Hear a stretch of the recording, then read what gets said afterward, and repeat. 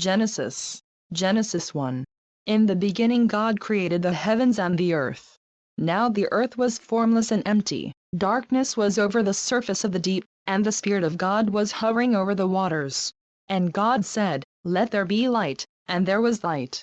God saw that the light was good, and he separated the light from the darkness. God called the light day, and the darkness he called night. And there was evening, and there was morning, the first day. And God said, "Let there be an expanse between the waters to separate water from water." So God made the expanse and separated the water under the expanse from the water above it.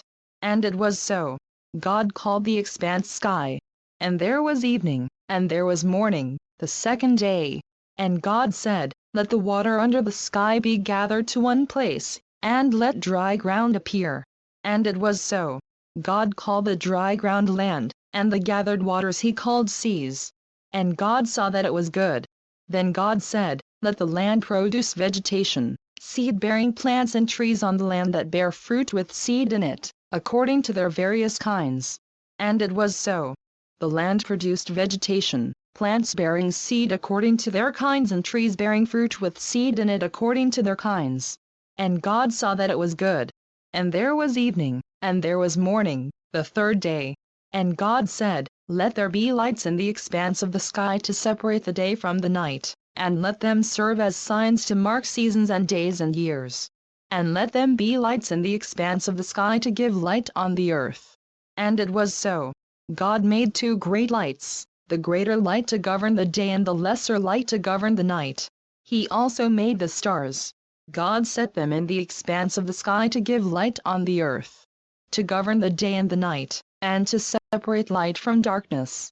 And God saw that it was good. And there was evening, and there was morning, the fourth day. And God said, "Let the water teem with living creatures, and let birds fly above the earth across the expanse of the sky." So God created the great creatures of the sea and every living and moving thing with which the water teems, according to their kinds, and every winged bird according to its kind. And God saw that it was good. God blessed them and said, "Be fruitful and increase in number and fill the water in the seas, and let the birds increase on the earth." And there was evening, and there was morning, the fifth day. And God said, "Let the land produce living creatures according to their kinds, livestock, creatures that move along the ground, and wild animals, each according to its kind." And it was so. God made the wild animals according to their kinds, the livestock according to their kinds, and all the creatures that move along the ground according to their kinds. And God saw that it was good. Then God said, "Let us make man in our image, in our likeness, and let them rule over the fish of the sea and the birds of the air, over the livestock, over all the earth, and over all the creatures that move along the ground." So God created man in his own image, in the image of God he created him. Male and female he created them. God blessed them and said to them, "Be fruitful and increase in number. Fill the earth and subdue it. Rule over the fish of the sea and the birds of the air and over every living creature that moves on the ground." Then God said, "I give you every seed-bearing plant on the face of the whole earth and every tree that has fruit with seed in it. They will be yours for food. And to all the beasts of the earth and all the birds of the air and all the creatures that move on the ground, everything that has the breath of life in it, I give every green plant for food." And it was so. God saw all that he had made, and it was very good. And there was evening, and there was morning, the sixth day. Genesis 2. Thus the heavens and the earth were completed in all their vast array. By the seventh day God had finished the work he had been doing. So on the seventh day he rested from all his work. And God blessed the seventh day and made it holy, because on it he rested from all the work of creating that he had done. This is the account of the heavens and the earth when they were created, when the Lord God made the earth and the heavens. And no shrub of the field had yet appeared on the earth, and no plant of the field had yet sprung up, for the Lord God had not sent rain on the earth, and there was no man to work the ground. But streams came up from the earth and watered the whole surface of the ground. The Lord God formed the man from the dust of the ground and breathed into his nostrils the breath of life, and the man became a living being. Now the Lord God had planted a garden in the east, in Eden. And there he put the man he had formed. And the Lord God made all kinds of trees grow out of the ground, trees that were pleasing to the eye and good for food. In the middle of the garden were the tree of life and the tree of the knowledge of good and evil. A river watering the garden flowed from Eden. From there it was separated into 4 headwaters. The name of the first is the Pishon. It winds through the entire land of Havilah, where there is gold. The gold of that land is good. Aromatic resin and onyx are also there. The name of the second river is the Gihon. It winds through the entire land of Cush. The name of the third river is the Tigris. It runs along the east side of Ashur. And the fourth river is the Euphrates. The Lord God took the man and put him in the Garden of Eden to work it and take care of it. And the Lord God commanded the man, "You are free to eat from any tree in the garden. But you must not eat from the tree of the knowledge of good and evil, for when you eat of it you will surely die." The Lord God said, "It is not good for the man to be alone. I will make a helper suitable for him." Now the Lord God had formed out of the ground all the beasts of the field and all the birds of the air. He brought them to the man to see what he would name them. And whatever the man called each living creature, that was its name. So the man gave names to all the livestock, the birds of the air and all the beasts of the field. But for Adam no suitable helper was found. So the Lord God caused the man to fall into a deep sleep. And while he was sleeping, he took one of the man's ribs and closed up the place with flesh. Then the Lord God made a woman from the rib he had taken out of the man, and he brought her to the man. The man said, "This is now bone of my bones and flesh of my flesh.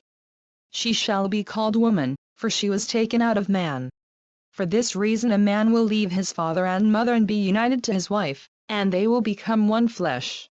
The man and his wife were both naked, and they felt no shame. Genesis 3. Now the serpent was more crafty than any of the wild animals the Lord God had made. He said to the woman, "Did God really say, 'You must not eat from any tree in the garden'?" The woman said to the serpent, "We may eat fruit from the trees in the garden. But God did say, 'You must not eat fruit from the tree that is in the middle of the garden, and you must not touch it, or you will die.'" "You will not surely die," the serpent said to the woman. "For God knows that when you eat of it your eyes will be opened, and you will be like God, knowing good and evil." When the woman saw that the fruit of the tree was good for food and pleasing to the eye, and also desirable for gaining wisdom, she took some and ate it. She also gave some to her husband, who was with her, and he ate it. Then the eyes of both of them were opened, and they realized they were naked. So they sewed fig leaves together and made coverings for themselves. Then the man and his wife heard the sound of the Lord God as he was walking in the garden in the cool of the day, and they hid from the Lord God among the trees of the garden. But the Lord God called to the man, "Where are you?" He answered, "I heard you in the garden, and I was afraid because I was naked. So I hid." And he said, "Who told you that you were naked? Have you eaten from the tree that I commanded you not to eat from?" The man said, "The woman you put here with me, she gave me some fruit from the tree, and I ate it." Then the Lord God said to the woman, "What is this you have done?" The woman said, "The serpent deceived me, and I ate." So the Lord God said to the serpent, "Because you have done this, cursed are you above all the livestock and all the wild animals. You will crawl on your belly and you will eat dust all the days of your life. And I will put enmity between you and the woman, and between your offspring and hers. He will crush your head, and you will strike his heel." To the woman he said, "I will greatly increase your pains in childbearing. With pain you will give birth to children. Your desire will be for your husband, and he will rule over you." To Adam he said, "Because you listened to your wife and ate from the tree about which I commanded you, you must not eat of it, cursed is the ground because of you. Through painful toil you will eat of it all the days of your life. It will produce thorns and thistles for you, and you will eat the plants of the field. By the sweat of your brow you will eat your food until you return to the ground, since from it you were taken. For dust you are and to dust you will return." Adam named his wife Eve, because she would become the mother of all the living. The Lord God made garments of skin for Adam and his wife and clothed them. And the Lord God said, "The man has now become like one of us, knowing good and evil. He must not be allowed to reach out his hand and take also from the tree of life and eat, and live forever." So the Lord God banished him from the Garden of Eden to work the ground from which he had been taken. After he drove the man out, he placed on the east side of the Garden of Eden cherubim and a flaming sword flashing back and forth to guard the way to the tree of life. Genesis 4. Adam lay with his wife Eve, and she became pregnant and gave birth to Cain. She said, "With the help of the Lord I have brought forth a man." Later she gave birth to his brother Abel. Now Abel kept flocks, and Cain worked the soil. In the course of time Cain brought some of the fruits of the soil as an offering to the Lord. But Abel brought fat portions from some of the firstborn of his flock. The Lord looked with favor on Abel and his offering. But on Cain and his offering he did not look with favor.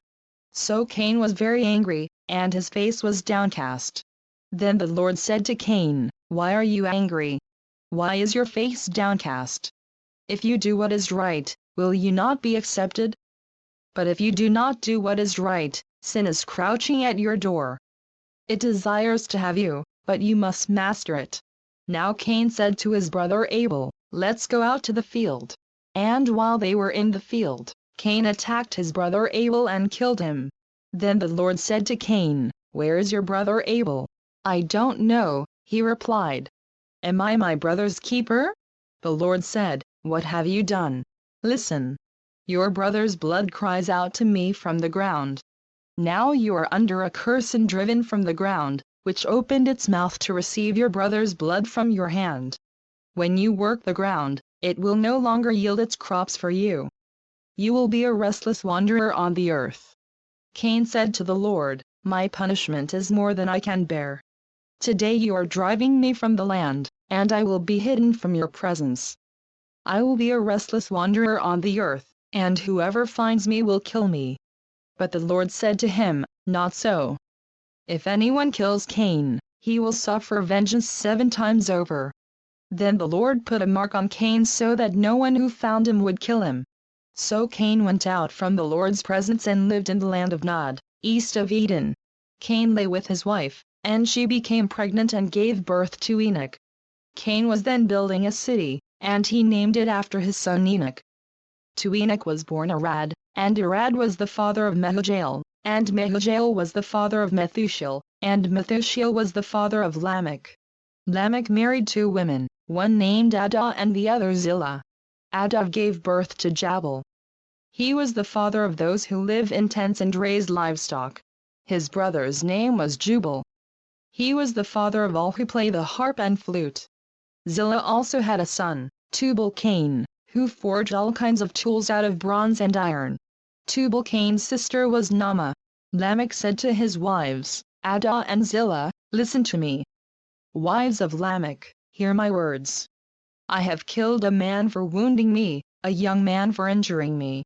If Cain is avenged 7 times, then Lamech 77 times.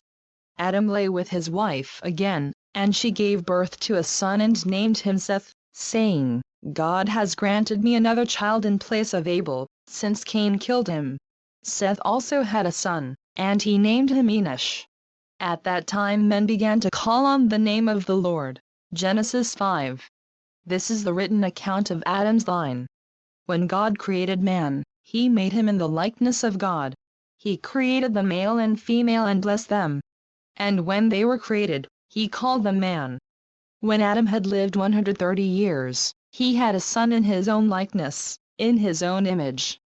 And he Seth was born. Adam lived 800 years and had other sons and daughters. Altogether, Adam lived 930 years, and then he died. When Seth had lived 105 years, he became the father of Enosh. And after he became the father of Enosh, Seth lived 807 years and had other sons and daughters. Altogether, Seth lived 912 years, and then he died. When Enosh had lived 90 years, he became the father of Canaan. And after he became the father of Canaan, Enosh lived 815 years and had other sons and daughters. Altogether, Enosh lived 905 years, and then he died. When Canaan had lived 70 years, he became the father of Mahalalel. And after he became the father of Mahalalel, Canaan lived 840 years and had other sons and daughters. Altogether, Canaan lived 910 years, and then he died. When Mahalalel had lived 65 years, he became the father of Jared. And after he became the father of Jared, Mahalalel lived 830 years and had other sons and daughters. Altogether, Mahalalel lived 895 years, and then he died. When Jared had lived 162 years, he became the father of Enoch. And after he became the father of Enoch, Jared lived 800 years and had other sons and daughters. Altogether, Jared lived 962 years, and then he died. When Enoch had lived 65 years, he became the father of Methuselah. And after he became the father of Methuselah, Enoch walked with God 300 years and had other sons and daughters. Altogether, Enoch lived 365 years. Enoch walked with God. Then he was no more, because God took him away. When Methuselah had lived 187 years, he became the father of Lamech. And after he became the father of Lamech, Methuselah lived 782 years and had other sons and daughters. Altogether, Methuselah lived 969 years, and then he died. When Lamech had lived 182 years, he had a son. He named him Noah and said, "He will comfort us in the labor and painful toil of our hands caused by the ground the Lord has cursed." After Noah was born, Lamech lived 595 years and had other sons and daughters. Altogether, Lamech lived 777 years, and then he died. After Noah was 500 years old, he became the father of Shem, Ham and Japheth. Genesis 6. When men began to increase in number on the earth and daughters were born to them, the sons of God saw that the daughters of men were beautiful, and they married any of them they chose.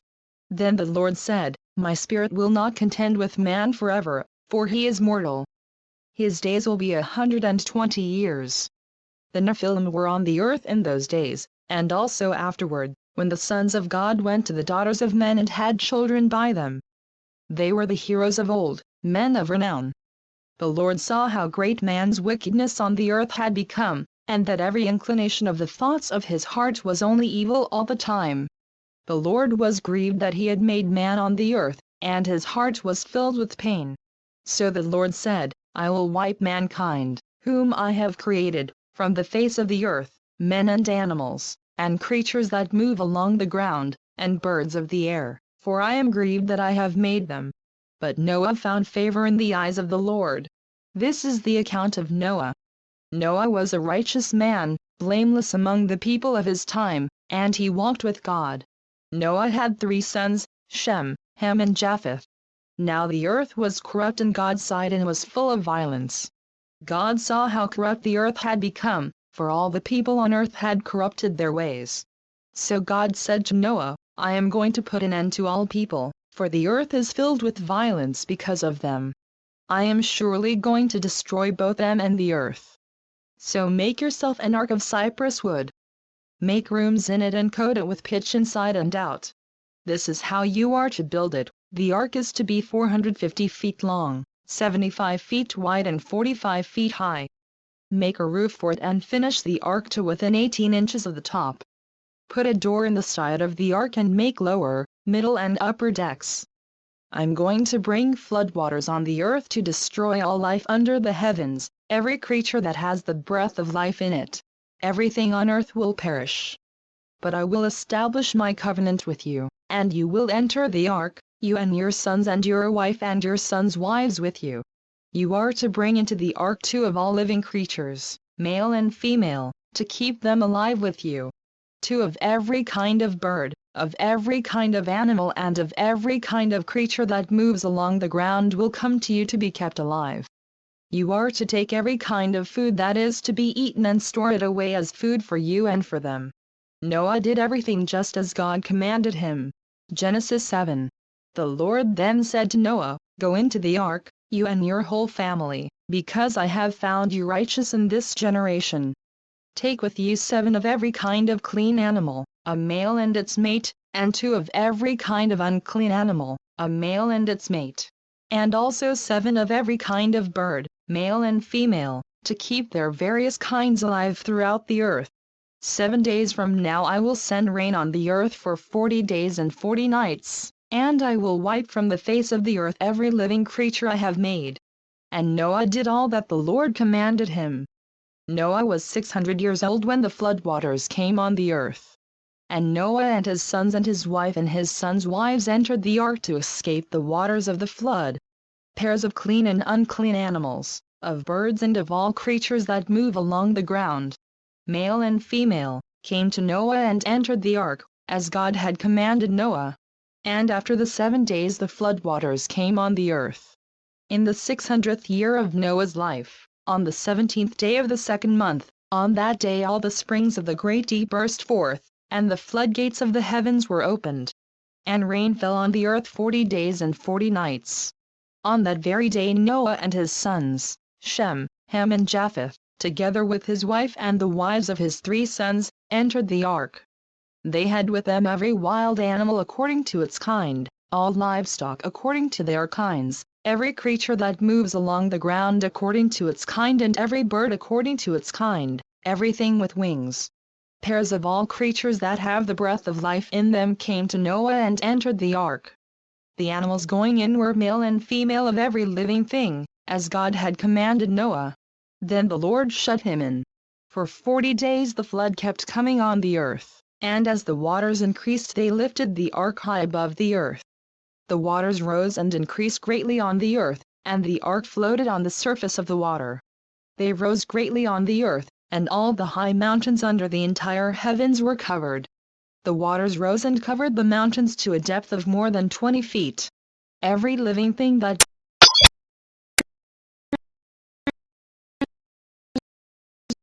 swarm over the earth, and all mankind.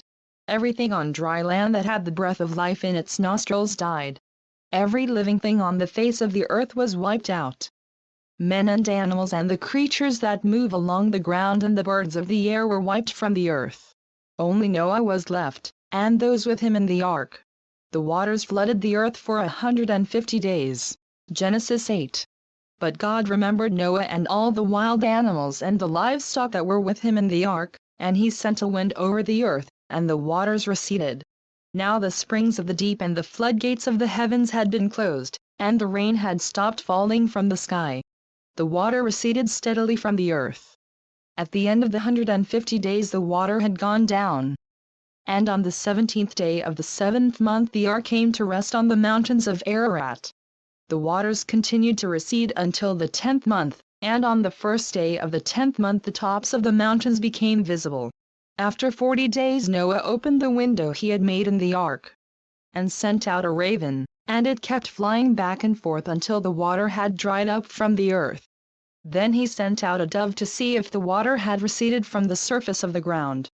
But the dove could find no place to set its feet because there was water over all the surface of the earth. So it returned to Noah in the ark. He reached out his hand and took the dove and brought it back to himself in the ark. He waited 7 more days and again sent out the dove from the ark. When the dove returned to him in the evening, there in its beak was a freshly plucked olive leaf. Then Noah knew that the water had receded from the earth. He waited 7 more days and sent the dove out again, but this time it did not return to him. By the 1st day of the 1st month of Noah's 601st year, the water had dried up from the earth. Noah then removed the covering from the ark and saw that the surface of the ground was dry. By the 27th day of the 2nd month the earth was completely dry. Then God said to Noah, "Come out of the ark, you and your wife and your sons and their wives. Bring out every kind of living creature that is with you, the birds, the animals, and all the creatures that move along the ground, so they can multiply on the earth and be fruitful and increase in number upon it." So Noah came out, together with his sons and his wife and his sons' wives. All the animals and all the creatures that move along the ground and all the birds, everything that moves on the earth, came out of the ark, one kind after another. Then Noah built an altar to the Lord and, taking some of all the clean animals and clean birds, he sacrificed burnt offerings on it. The Lord smelled the pleasing aroma and said in his heart, "Never again will I curse the ground because of man, even though every inclination of his heart is evil from childhood. And never again will I destroy all living creatures, as I have done. As long as the earth endures, seed time and harvest, cold and heat, summer and winter, day and night will never cease." Genesis 9. Then God blessed Noah and his sons, saying to them, "Be fruitful and increase in number and fill the earth. The fear and dread of you will fall upon all the beasts of the earth and all the birds of the air, upon every creature that moves along the ground, and upon all the fish of the sea. They are given into your hands. Everything that lives and moves will be food for you. Just as I gave you the green plants, I now give you everything. But you must not eat meat that has its lifeblood still in it. And for your lifeblood I will surely demand an accounting. I will demand an accounting from every animal. And from each man too, I will demand an accounting for the life of his fellow man. Whoever sheds the blood of man, by man shall his blood be shed. For in the image of God has God made man. As for you, be fruitful and increase in number. Multiply on the earth and increase upon it." Then God said to Noah and to his sons with him, "I now establish my covenant with you and with your descendants after you, and with every living creature that was with you, the birds, the livestock and all the wild animals, all those that came out of the ark with you, every living creature on earth. I establish my covenant with you. Never again will all life be cut off by the waters of a flood. Never again will there be a flood to destroy the earth." And God said, "This is the sign of the covenant I am making between me and you and every living creature with you, a covenant for all generations to come. I have set my rainbow in the clouds, and it will be the sign of the covenant between me and the earth. Whenever I bring clouds over the earth and the rainbow appears in the clouds, I will remember my covenant between me and you and all living creatures of every kind. Never again will the waters become a flood to destroy all life. Whenever the rainbow appears in the clouds, I will see it and remember the everlasting covenant between God and all living creatures of every kind on the earth." So God said to Noah, "This is the sign of the covenant I have established between me and all life on the earth." The sons of Noah who came out of the ark were Shem, Ham and Japheth. Ham was the father of Canaan. These are the three sons of Noah, and from them came the people who were scattered over the earth. Noah, a man of the soil, proceeded to plant a vineyard. When he drank some of its wine, he became drunk and lay uncovered inside his tent. Ham, the father of Canaan, saw his father's nakedness and told his two brothers outside. But Shem and Japheth took a garment and laid it across their shoulders. Then they walked in backward and covered their father's nakedness. Their faces were turned the other way so that they would not see their father's nakedness. When Noah woke from his wine and found out what his youngest son had done to him, he said, "Cursed be Canaan. The lowest of slaves will he be to his brothers." He also said, "Blessed be the Lord, the God of Shem. May Canaan be the slave of Shem. May God extend the territory of Japheth. May Japheth live in the tents of Shem, and may Canaan be his slave." After the flood Noah lived 350 years. Altogether, Noah lived 950 years, and then he died. Genesis 10. This is the account of Shem, Ham and Japheth, Noah's sons, who themselves had sons after the flood. The sons of Japheth, Gomer, Magog, Madai, Javan, Tubal, Meshech and Tiras. The sons of Gomer, Ashkenaz, Riphath and Togarmah. The sons of Javan, Elisha, Tarshish, the Kittim and the Rodanim. From these the maritime peoples spread out into their territories by their clans within their nations, each with its own language. The sons of Ham, Cush, Mizraim, Put and Canaan. The sons of Cush, Seba, Havilah, Sabta, Rama and Sabteka. The sons of Rama, Sheba and Dedan. Cush was the father of Nimrod, who grew to be a mighty warrior on the earth. He was a mighty hunter before the Lord. That is why it is said, like Nimrod, a mighty hunter before the Lord. The first centers of his kingdom were Babylon, Erech, Akkad and Calneh, in Shinar. From that land he went to Assyria, where he built Nineveh, Rehoboth-ir, Calah, and Rezin, which is between Nineveh and Calah. That is the great city. Mizraim was the father of the Ludites, Anamites, Lahabites, Naphtuhites, Pathrazites, Casluhites, from whom the Philistines came, and Caphtorites. Canaan was the father of Sidon his firstborn, and of the Hittites, Jebusites, Amorites, Girgashites, Hivites, Archites, Sinites, Arvadites, Zemarites and Hamathites.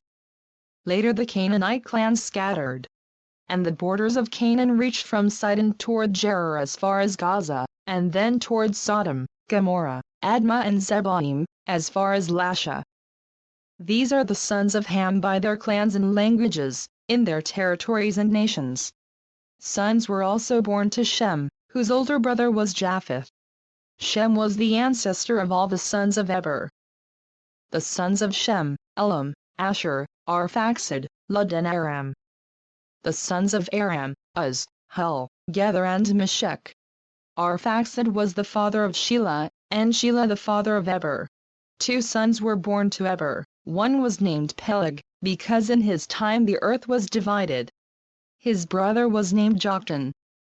Joktan was the father of Almodad, Sheleph, Hazarmaveth, Jerah, Hadaram, Uzal, Diklah, Abel, Abimael, Sheba, Ophir, Havilah and Jobab. All these were sons of Joktan. The region where they lived stretched from Meshet toward Sephir, in the eastern hill country.